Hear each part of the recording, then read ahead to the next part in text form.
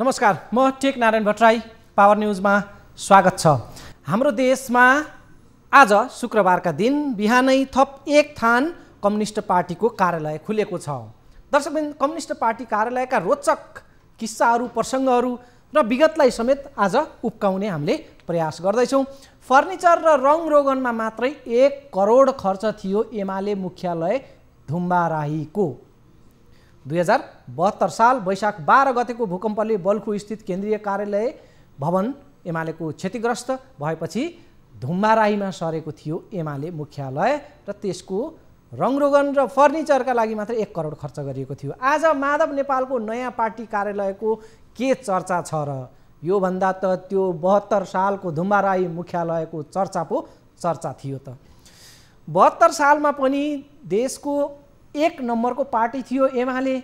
त्यही कम्युनिस्ट पार्टीको कार्यालय कुनै कर्पोरेट अफिस भन्दा कम थिएन, बडो आधुनिक र सुसज्जित थियो त्यो कार्यालय। त्यसमा पनि अध्यक्ष, वरिष्ठ नेता र महासचिव रहने त्यो कार्यालयको पहिलो तलामा खास आकर्षण थियो। त्यहाँ पुग्दा लाग्थ्यो कुनै बहुराष्ट्रिय कम्पनीको कार्यालय नै हो जस्तो। कार्यालयको आँगनदेखि बैठक कक्ष र कोठाचोटा हेर्न लायकका थिए। केही रोचक पक्षहरू थिए जसको चर्चा आज निकै सान्दर्भिक छ, जस्तो कि गोप्य कक्षका कारणले पार्टीमा गुटबन्दी बढेको भन्दै कार्यालयका कोठाहरूमा ढोका बन्द गर्ने र चुकुल लगाउने सुविधा नै राखिएको थिएन। किन? गुटबन्दी भयो, त्यस भएर कार्यालयका कोठाहरूमा चुकुल पनि नलगाउने र ढोका पनि नराख्ने कार्यालयहरू सबै खुला गरिएको थियो बल्खु स्थित कार्यालयमा। केन्द्रीय कमिटी बैठक बस्ने हल टेबल रहित थिए। किन? टेबलमा टाउको राखेर नेताहरू ननिदाउन् भनेर अरे। सभाकक्षमा कुर्सी मात्र राखिएको थियो। कुर्सीको किस्सा त झनै गजबको थियो। नेताहरूको भुँडीको आकार अनुकूल बस्न सहज होस् भनेर कुर्सीमा विशेष व्यवस्था, त्यो खालको प्रबन्ध मिलाइएको थियो। भिडियोमै हामीले त्यो के खास थियो त्यो हेर्नेछौँ। खासमा त्यो के थियो भने दर्शकवृन्द, कुर्सीको दायाँ भागमा रहेको बार फोल्ड गर्न मिल्ने त्यहाँ व्यवस्था थियो, जसले गर्दा भुँडीको आकार अनुसार त्यो फोल्डिङ गर्न त्यो बारलाई अघि पछि सार्न मिल्थ्यो। टपक्क भुँडीको आकार अनुसार त्यो बारलाई फिट गर्यो अनि त्यसमा सानो डायरी वा ल्यापटप राखेर टिपोट उतार्यो। दर्शकवृन्द, हामी जान खोजेको खास आज माधव नेपालको नयाँ पार्टी कार्यालय नयाँ बानेश्वरमा हो। तर त्योभन्दा पहिले पार्टी कार्यालयका रूपमा सबैभन्दा बढी चर्चा पाएको एमालेको धुम्बाराही कार्यालयलाई आज स्मरण गर्न महत्त्वपूर्ण छ।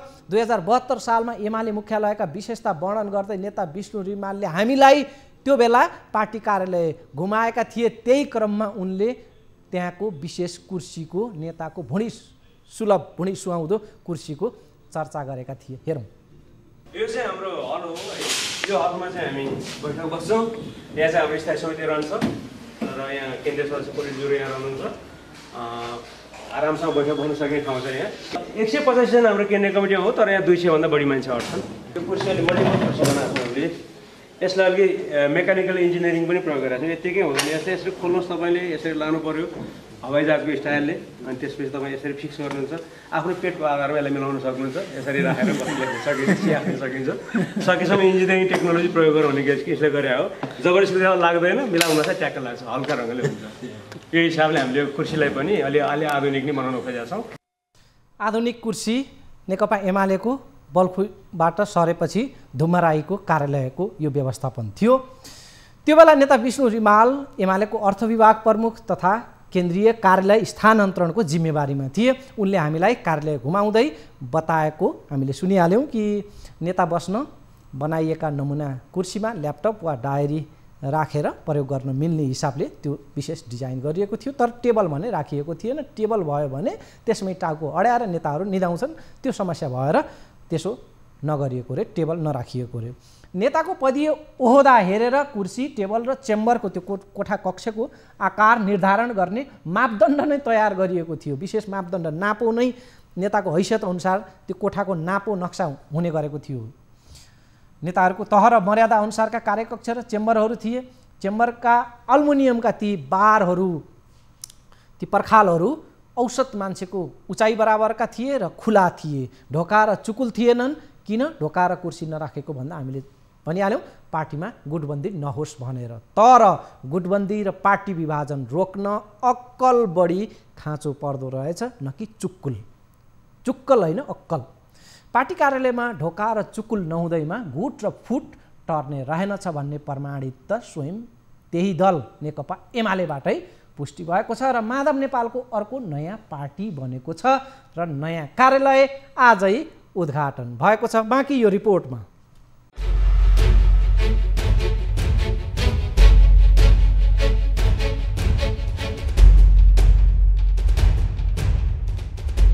विश्वकर्मा पूजाको साइत जुराएर शुक्रबार बिहान नयाँ बानेश्वर स्थित आलोक नगरमा माधव नेपाल नेतृत्वको नयाँ दल नेकपा एकीकृत समाजवादीको केन्द्रीय कार्यालय खुलेको छ।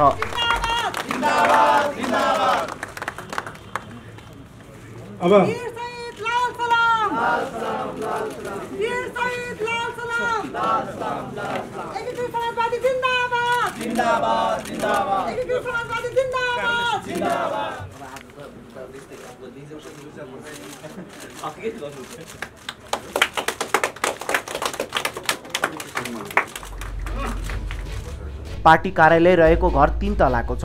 छेउमै अर्को एउटा निर्माणाधीन घर पनि भाडामा लिएको छ। एकीकृत समाजवादीका नेताले मासिक 3 लाख रुपैयाँ भाडा रहेको बताएका छन्। यो हाम्रो नयाँ पार्टीको बिल्कुल नयाँ पहिलो कार्यालय। भाडा कति? यसको मासिक 3,25,000 भाडा निश्चित गरिएको छ। स्पेसको हिसाबले 15वटा कोठाहरू छन्। यो अस्थायी प्रयोजन नै हो। अहिले पार्टी कार्यालय सञ्चालन गर्न, स्थापना गर्नको निम्ति हामीले गरेको मेहनत हो। धेरै प्रयास गर्यौँ। अहिलेसम्म भेटिएका मध्ये सबभन्दा उपयुक्त यही फेला पर्यो। अब यसका लागि अरू सबै तयार पनि हुनु पर्यो, त घर दिने मान्छे पनि तयार हुनु पर्यो। सबै वातावरण यहाँ मिलेको छ। पूजा थापा बस्नेतको नाममा रहेको घर 5 वर्षका लागि भाडामा लिएको हो। पार्टी कार्यालय उद्घाटन कार्यक्रममा अध्यक्ष नेपाल सहित नेताहरू बेदुराम भुसाल, विरोध खतिवडा, प्रेम आले, किशन श्रेष्ठ, राजेन्द्र पाण्डे, गङ्गालाल तुलाधर लगायत उपस्थित थिए। तर रामकुमारी झाँक्री, सोमप्रसाद पाण्डे लगायतका केही नेता भने देखिएनन्।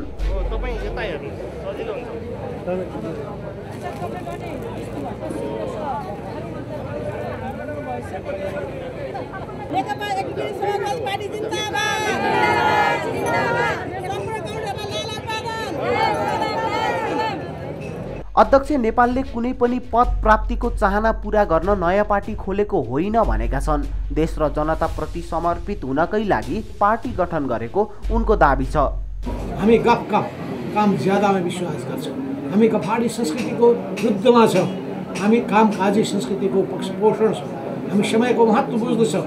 समयको महत्त्वलाई बुझिएन भने समयले हामीलाई पक्रेर बस्दैन।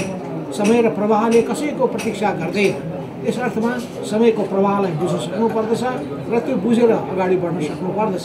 यस अर्थमा नेपाली कम्युनिस्ट आन्दोलनमा उठाएको यो नयाँ चम्किलो तारा जुन छ, यो चम्किलो ताराले यी हाम्रा नेताहरू पुष्पलाल, मनमोहन अधिकारी, मदन भण्डारी लगायतका ती सबै नेताहरू, चाहे कम्युनिस्ट पार्टीका संस्थापक सबै नेताहरू किन नहुनुहोस्, र विश्व कम्युनिस्ट आन्दोलनका या विश्वका राम्रा विचारकहरूका र विश्वमा राम्रो चेतना र जागरण पैदा गर्ने सबै व्यक्तित्वहरूका या राम्रो काम गरेर समाजको हितमा काम गर्नुभएका सबैको हामी उच्च सम्मान गर्न चाहन्छौँ। नयाँ पार्टीको पहिलो पार्टी कार्यालयमा जुटेका नेता कार्यकर्ताहरू तस्बिर खिचाउन र अङ्कमाल गरेर खुसी साटासाट गरेका देखिन्थे।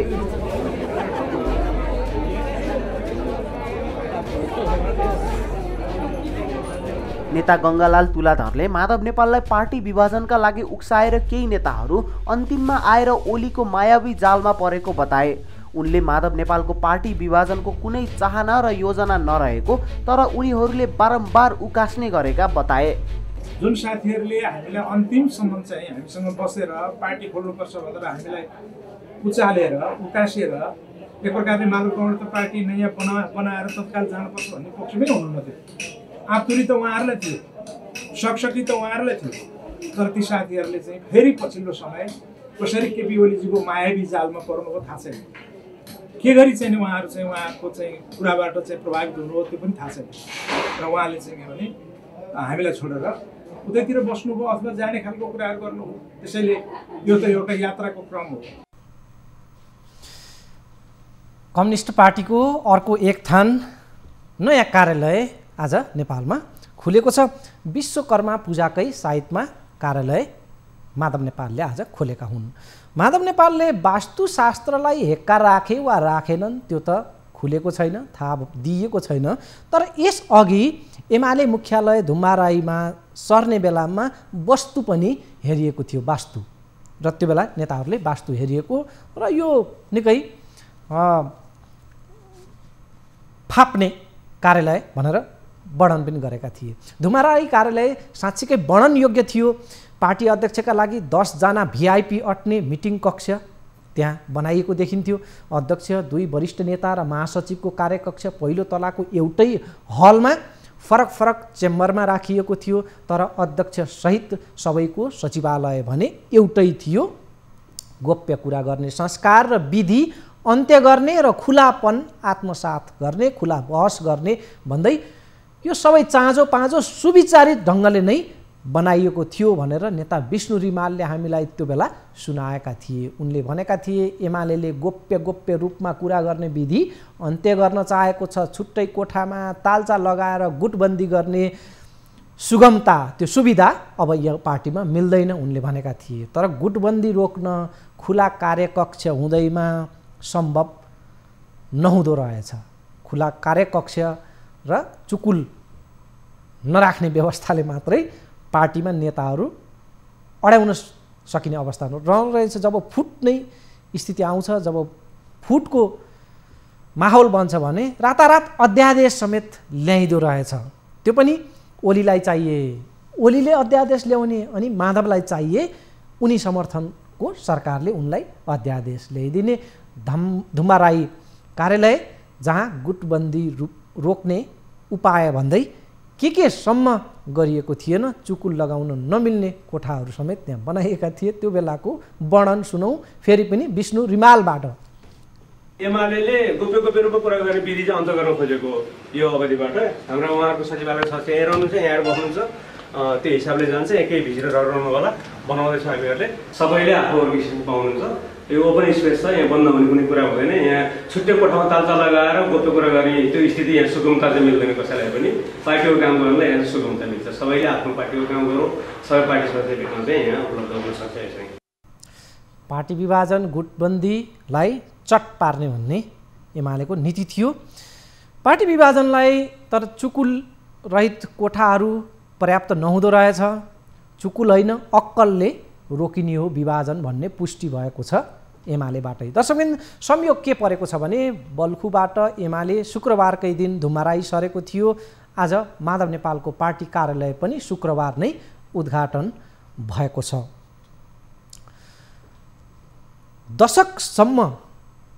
दशकौँ लगभग 40-45 वर्ष आफ्नो लगानी गरेको दलबाट, एमालेबाट विद्रोह गरेर नयाँ पार्टी स्थापना गरेर अघि बढ्दैछन् माधव नेपाल। पछिल्लो दृष्टान्तहरूलाई हेर्दा नेपालको राजनीतिमा फुटेका दलहरू खासै सप्रेको देखिएका छैनन्। माओवादी फुटेर बनेका अन्य दलहरूको अस्तित्व नै करिब सङ्कटमा जस्तो देखिरहेको स्थिति छ। मधेस केन्द्रित दलहरू पनि फुटेर उभो लागेको उदाहरण भेटिएको छैन। राप्रपाले कैयौँ फुट र जुटको झरी बर्खा खेपेको छ, फुटेर उल्लेख्य प्रगति गरेको त्यहाँ पनि देखिँदैन। नेता र गुट विशेषका तत्क्षणका तुष्टि त शान्त होला फुटले, तर फुटेर बनेका नयाँ पार्टीले खासै गरी खाएको देखिएको छैन। पछिल्लो सन्दर्भमा नयाँ स्थापित भएका दलहरू पनि फस्टाएको खासै देखिँदैन। विवेकशील साझाको गुणात्मक फड्को कतै देखिँदैन। नयाँ पार्टी भनेर बाबुराम भट्टराईको नेतृत्वमा नयाँ शक्ति स्थापित भयो, त्यो पनि एक प्रकारले बिलाएरै गयो। न त सिके राउतकै पार्टीको आहा भन्ने जनाधार बनेको छ। नेपालमा पुरानै नेता, संस्थापन पक्षकै पार्टी र पुरानै चुनाव चिन्हमा जनताको भोट खस्ने गरेको देखिन्छ। नयाँ पार्टी, नयाँ नेता र नयाँ चुनाव चिन्ह ठम्म्याउने, त्यसलाई पत्याउने र भोट बदल्ने, त्यसमा भोट हाल्नेतर्फ जनताले खासै जाँगर देखाएका छैनन् भनेर करिब बुझ्न सकिन्छ पछिल्लो दलहरूको फुटको श्रृङ्खलाहरूलाई हेर्दाखेरि। माधव नेपालको नयाँ पार्टीले के गर्छ त्यो त हेर्न बाँकी नै छ। तर नजिरहरूलाई हेर्दा नयाँ पार्टी र फुटको राजनीतिलाई नेपाली जनताले रुचाएको देखिँदैन। दर्शकबिन अब विश्राम, त्यसपछि बाँकी प्रसङ्गहरू छन्। लाइफबोय हात धुने समयका साथमा लाइफबोय। विश्रामपछि स्वागत छ। मुख्यतः आज हामी देशको प्रमुख दल, सबैभन्दा ठुलो दल, अहिलेको प्रमुख प्रतिपक्षी दल एमाले फुटेर बनेको नयाँ दल नेकपा एकीकृत समाजवादी, जुन माधव नेपालको नेतृत्वमा बनेको दलको आज कार्यालय स्थापना भएको छ। त्यही कार्यालय स्थापनाको सन्दर्भमा हामी मुख्यतः यस अगाडि केन्द्रित रह्यौँ र अब अर्को प्रसङ्गतर्फ लागौँ। सरकारको मन्त्रीमण्डल हुनुपर्ने सङ्ख्या हो 25 सदस्यीय। नेपालमा मन्त्री परिषद 25 सदस्यको व्यवस्था छ, तर प्रधानमन्त्री शेरबहादुर देउवाले मात्रै 5 सदस्यीय मन्त्री परिषदकै भरमा दिन, साता, महिना हुँदै 2 महिना कटाइसकेका छन्। 2 महिना पुगिसक्यो। सरकारको मन्त्रीमण्डल आज विस्तार होला कि भोलि विस्तार होला कि भनेर टरिरहेको, आजसम्म मन्त्रीमण्डलले पूर्णता पाउन सकेको छैन। मन्त्रीमण्डलले कहिले पूर्णता पाउने हो कुनै अत्तो पत्तो छैन। कुनै नेतासँग, कुनै दलसँग यसको जवाब छैन। भद्रगोलको स्थिति छ। न देउवाले यसको जवाब दिन सकेका छन्, न प्रचण्डले जवाब दिन सकेका छन्, न त माधव नेपालसँगै यसको जवाब छ। मन्त्री परिषद विस्तार एउटा नाटक जस्तै पछि सरेको सरै र यसमा आल्टाले जवाफ दिएरै टारिरहेको अवस्था छ गठबन्धनले।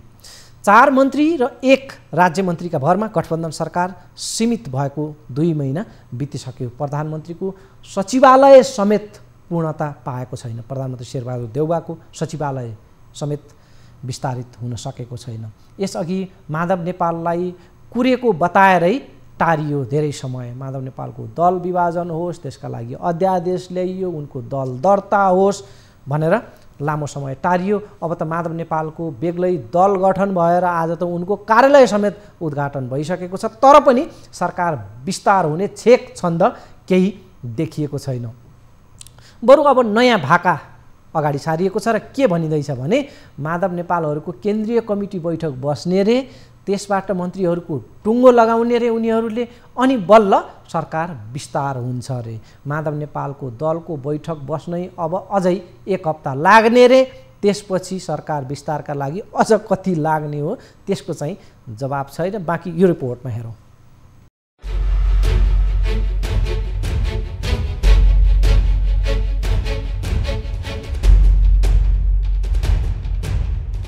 मन्त्रीमण्डल विस्तार हुन कम्तीमा थप 1 हप्ता लाग्ने भएको छ। प्रधानमन्त्री शेरबहादुर देउवाले मन्त्रीहरूको नामावली मागेका थिए, तर गठबन्धनका दलहरूले मन्त्रीहरू टुङ्गो लगाउन ढिला गरेकोले सरकार विस्तार झन्झन पछि धकेलिएको छ। माधव नेपाल नेतृत्वको नेकपा एकीकृत समाजवादीले असोज 5 गते केन्द्रीय कमिटी बैठकबाट निर्णय गरेर मन्त्रीको टुङ्गो लगाउने भएको छ। यही कारण पनि थप 1 साता मन्त्रीमण्डल विस्तार हुने छैन। यसअघि माधव नेपालको दल दर्ता भएकै दिन मन्त्रीमण्डल विस्तार हुने भनिएको थियो। दर्ता भएको पार्टीको शनाखत हुने बित्तिकै एकै दिनमा मन्त्री परिषद टुङ्ग्याइदिनु पर्छ भन्ने कुरा भएको छ।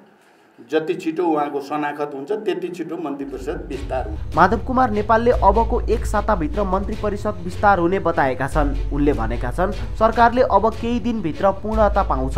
असोज 5 गते हाम्रो केन्द्रीय कमिटी बैठकसँगै सम्भवतः हामी सरकारमा सहभागी हुनेछौँ। अब हामीले छिटोभन्दा छिटो हामी गर्नेछौँ। हाम्रो 5 गते केन्द्रीय कमिटीको बैठक बसिरहेको छ।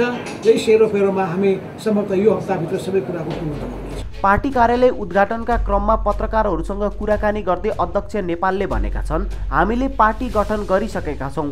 सरकारमा जान अब कुनै समस्या छैन। आज भने आज, भोलि भने भोलि सरकारमा जान तयार छौँ। नेपालले केन्द्र सरकारदेखि प्रदेश र स्थानीय तीनै तहमा गठबन्धन सरकारमा संलग्न दलहरूको सहकार्य हुने बताएका छन्। अहिलेको 5 दलीय गठबन्धनलाई चुनावसम्म नै लैजाने उनले बताए। कुनै पनि पार्टीसँग अहिले पार्टी एकता सम्भव छैन, तर हाम्रो सहकार्य हुनेछ। चुनावसम्म हाम्रो चुनावी तालमेल पनि हुनेछ। 5 दलको चुनाव हाम्रो जुन सरकारमा गठबन्धन त्यो कायम रहनेछ। यो गठबन्धन अगाडि बढ्नेछ, चुनावसम्म मात्र होइन, अझै लामो समयसम्मको हाम्रो सोच पनि छ।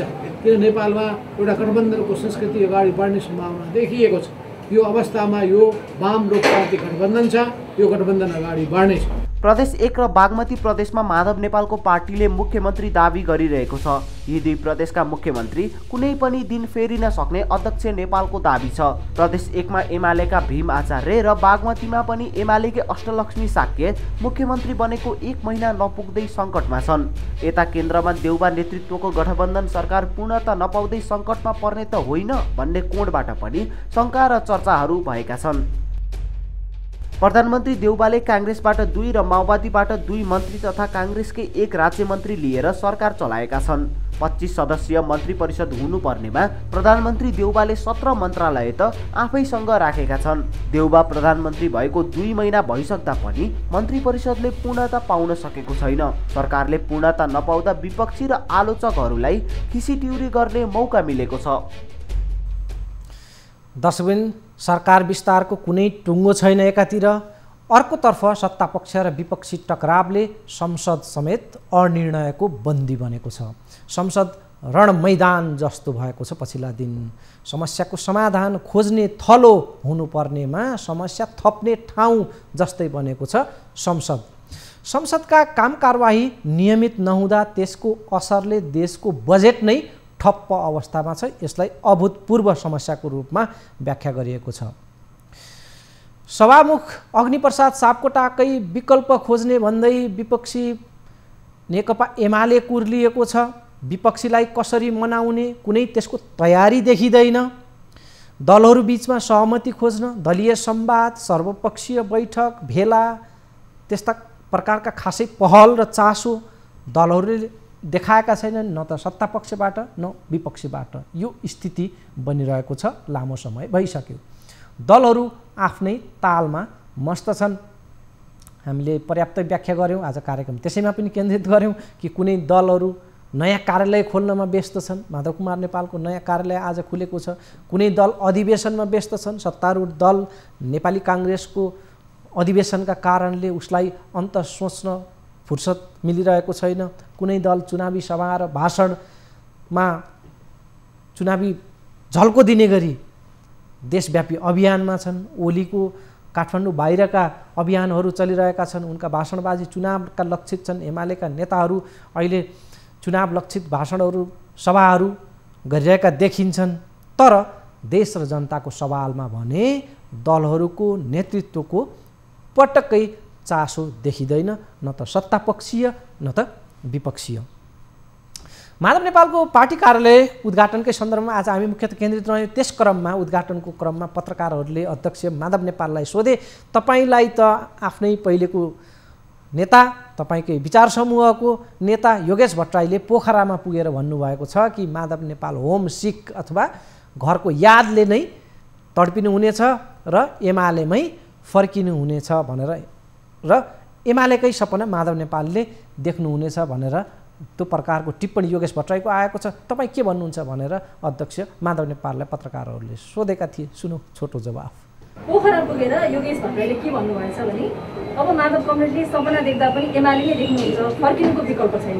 समाचार हेडलाइन यहाँ देखाउँदैछु। उहाँहरू त्यहाँबाट फर्किन सक्नुहुन्छ, त्यही आफ्नो घुमाएर भन्नुभएको होला। उहाँहरूलाई स्वागतै छ, किन असल मान्छेहरू 100 ठोकर खाएर फर्किने मान्छेहरूलाई हामी स्वागतै गर्नेछौँ। गलत प्रवृत्तिबाट चाहिँ जतिखेर आँखा खुल्नेछ, धोका प्राप्त हुनेछ अनि सबै हिजो लडेको लडाइँ किन लडियो भन्ने कुरालाई सम्झिनु हुनेछ। हिजो आफै अगाडि चलेर अनि त्यसपछि अरूलाई चाहिँ खुट्टा तान्ने कुरा, गलत गरिएको रहेछ भन्ने कुरा महसुस गर्दै जानुहुनेछ। योगेश भट्टराईले माधव नेपाललाई आफ्नै पार्टी एमालेको माया लाग्ने, त्यसैले सताउने र उहाँ फर्किने बताएपछि माधव नेपालले उहाँहरू बरु हाम्रो पार्टीमा फर्किनु हुनेछ भन्ने प्रकारको जवाफ दिएका छन्। यति बेला दल विभाजन पछिको स्थिति एक अर्कालाई कसरी हुन्छ आकर्षित गर्ने नेता कार्यकर्ताहरूलाई र एकअर्कालाई प्रहार गर्ने, खुइ ल्याउने, होचो देखाउने, आफू अब्बल देखिने होड चलेको छ एमालेमा र नयाँ बनेको दल एकीकृत समाजवादीमा। र माधव नेपालले एमसिसी परियोजनाको बारेमा पनि आज मुख खोलेका छन् र अहिलेकै अवस्थामा यथास्थितिमा एमसिसी पास गर्ने पक्षमा आफूहरू नभएको प्रष्ट पारेका छन्। आज पार्टी कार्यालय उद्घाटनकै क्रममा उनले यो एमसिसीका बारेमा बडो प्रष्ट रूपमा आफ्नो जवाफ पेश गरेका छन्। कुनै पनि देशको सुरक्षा छातामा नेपाल नबस्ने भन्दै उनले एमसिसीमा रहेका कतिपय प्रावधान नेपालका लागि अमान्य हुने, आफ्नो पार्टीका लागि अमान्य हुने स्पष्ट पारेका छन्। इन्डो पेसिफिक सैन्य रणनीति अन्तर्गत नै एमसिसी रहेको भनेर चर्चा भइरहेकै बेला माधव नेपालको यो भनाइ आएको छ। विगतका सरकार र मन्त्रीहरूले सीमा नाघेर पर्याप्त ख्याल नगरिकन अपरिपक्व ढङ्गले एमसिसी सम्झौता गरेको आरोप पनि माधव नेपालले आज लगाएका छन्। उनले एमसिसीको नाममा गठबन्धन फुटाउने खेल पनि भइरहेको बताएका छन् र एमसिसीका उच्च अधिकारीहरू नेपाल काठमाडौँ आउने क्रममा यो चर्चा निकै चुलिएको थियो र एमसिसीमा प्रमुख प्रतिपक्षी दल नेकपा एमालेका अध्यक्ष केपी ओली र अहिले सत्ता नेतृत्व गरेका नेपाली काङ्ग्रेसका नेता सभापति र प्रधानमन्त्री शेरबहादुर देउवाको मन मिल्ने, उनी दुई नेताको चोचोमोचो मिल्ने भएका कारणले एमसिसीकै कारणले यो सरकार धरापमा पर्न सक्ने र नयाँ आधारमा ओली देउवा गठबन्धनको सरकार बन्ने सक्ने तहका पनि चर्चाहरू भएका थिए र अहिले माधव नेपालले पनि त्यसैतर्फ इसारा गरेका छन् र एमसिसीलाई आधार बनाएर गठबन्धन भत्काउन खोजिएको भन्ने प्रकारको टिप्पणी माधव नेपालले पनि गरेका छन् र यसअगाडि प्रचण्डले पनि यही आशयको आफ्नो अभिव्यक्ति दिएका थिए। एमसिसीका आधारमा गठबन्धनभित्र खेल्ने काम भएको प्रचण्डको पनि भनाइ थियो।